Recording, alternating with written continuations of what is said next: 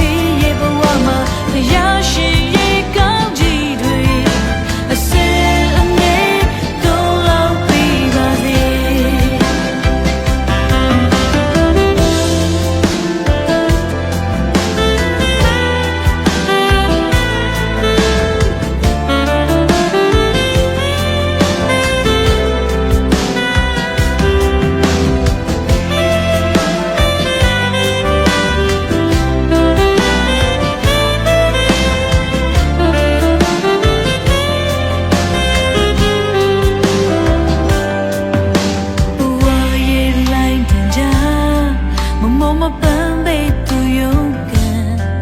မိသားစုရဲ့အတွက်ခုခံနေတိုင်းပဲ